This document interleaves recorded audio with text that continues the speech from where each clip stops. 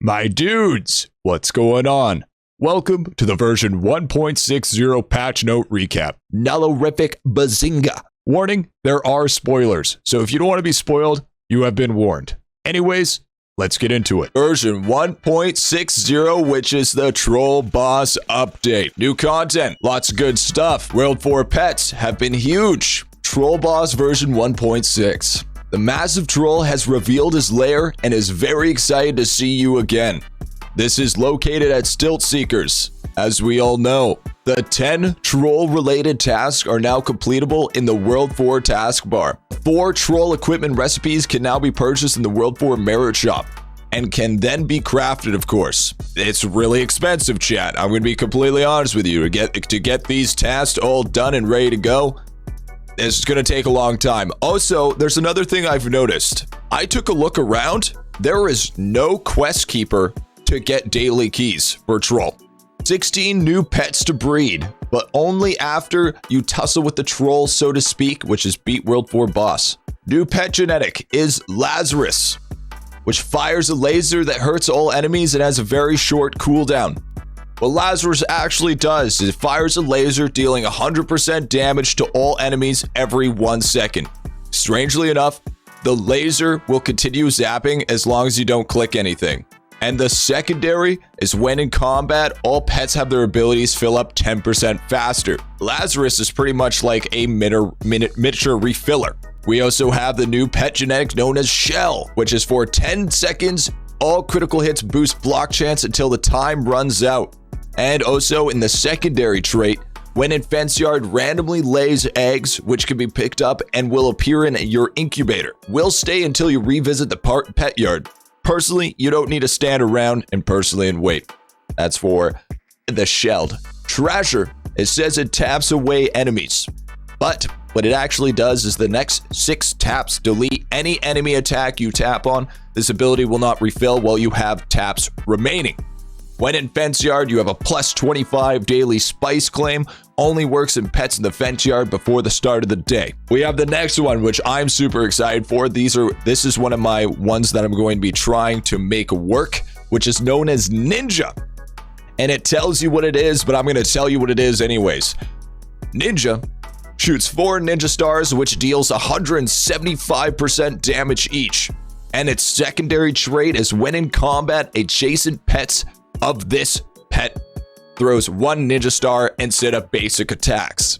That can be very, very strong. The next one is Heavyweight. Now, Heavyweight, he's just not telling us again. He's like, you know, you're going to go figure it out. I already know what it is. Shoots a giant fist that deals 300% damage. The giant fist itself shoots a basic attack every 1 second. When in combat, all pets shoot their basic fist attacks 10% faster. This is what I'm talking about with the whale comp. The whale comp, I'm going to be working my hardest to make the whale comp work. The next is Fasty Hoop, which is also going to be very strong. Shoots a golden hoop, which deals 50% damage. Each bullet that passes through the hoop has a 30% chance to give a permanent +1 fastacious buff. When in combat, all pets have 20% crit chance. Now, if you guys don't know what fastacious is permanently gives all pets 1% crit, 5% crit damage, and 2% ability regen after 20 stacks. Additional stacks give less bonus. So, I mean, that's pretty huge. That's a lot of crit. That's really good for crit. So I'm pretty excited about that. The next we have is called Converter. Now what Converter does is for 15 seconds, all basic attacks have a 30% chance to turn into a weapon of the pet's ability, but only if their ability is a weapon. So for instance, if you're shooting out skulls, it will turn it into a skull. If you're shooting a mercenary blade, it will turn into a mercenary blade. If you cast it while you're shooting a shuriken, it will turn into a shuriken. If you change it into a nuke, it will turn into a nuke. When foraging, there's a 50% chance to not reset trekking progress when claiming, essentially giving you free spice. Multiple converter pets won't stack. Warning, placing this pet in a territory will reset the territory's trekking progress. So be careful, chat. The next one is Miasma. Now, this is going to be a huge one. I think this one's going to really be a game changer, especially if you're running a pet like Borger. Fully heals all pets also for 60 seconds. All enemies have minus 100% crit chance, and all pets have 20% block chance.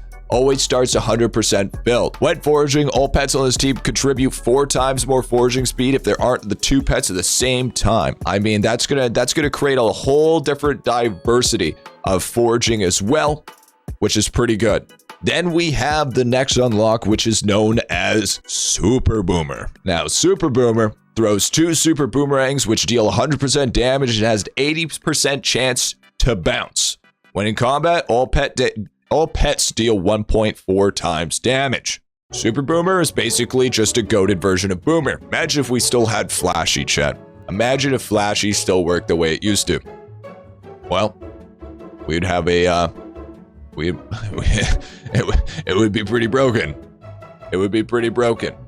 The next one is called PP Pod. Now this one's going to be a little bit interesting. Shoots 10 tiny peas, which deal 75% damage. And then his secondaries, when in combat, all pets have 25% chance to shoot another basic attack. This can happen multiple times in a row. So the machine gun build can be a huge possibility. And last but not least, we have a new pet genetic known as Borger. As I was saying, Burger shoots 2 base attacks, but would much rather have shot 2 burgers into his mouth. Cheeky little thing that Lava does. And his secondary is when in combat. This pet has 2,000% HP. Big burger, big health. And when foraging, this pet contributes 10 times more foraging speed if the territory above has at least 1 forager type, which is the green leaf type pet, which is also the healer. And that is the content for the new genetics. Pretty good stuff, man. We got some. See, this is why I'm glad I didn't make a bunch of pet guides and stuff like that.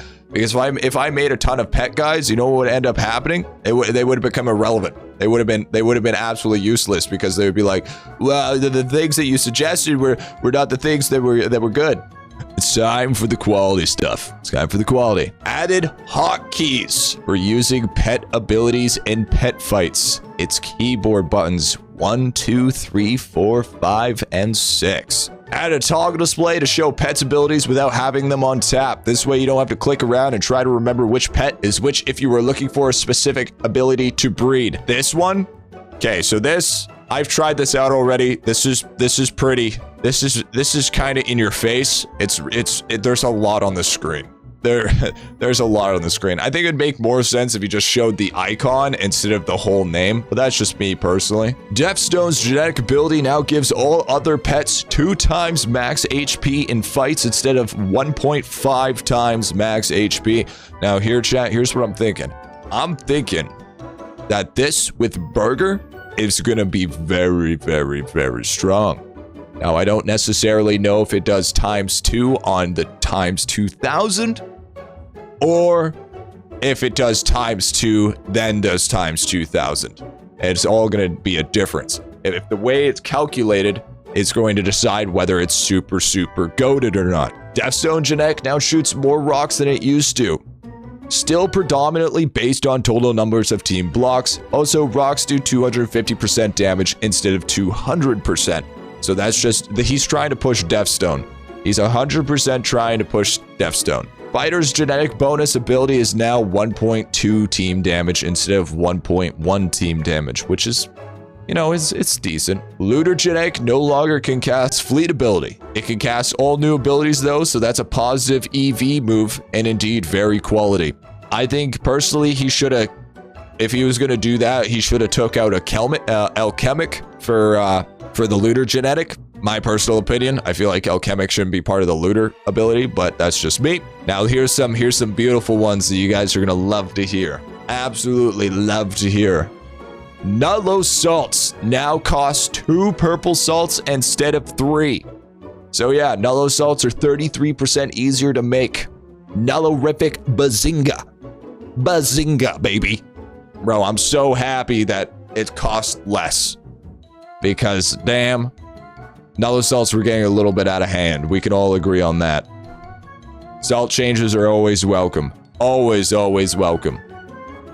Spontaneity salts, which are the blue salts, now cost 2 explosive salts, which are the orange salts, instead of 3. So yeah, Nullo salts are still 33% easier to make as are the blue salts, but I figured Nullo's a bigger deal, so needed a second mention. And then we added a new limited special to tab to the gem shop, which I have a feeling is going to be a rotation, but so far you have the ability to buy a pair of wings, which have a chance at the AFK gain wings, the Cheezor wings, the E-Font wings, or the Amrock wings. And you also can buy the Blobulite trains, will give you a guaranteed 11% total damage, which I strongly don't recommend because they're super expensive, and also the chance of buying Cosmic Candy. And we come down to the bug fixes, chat. Fix a bug where Party Starter Wizard Tower's second trait would incorrectly display as 30% damage.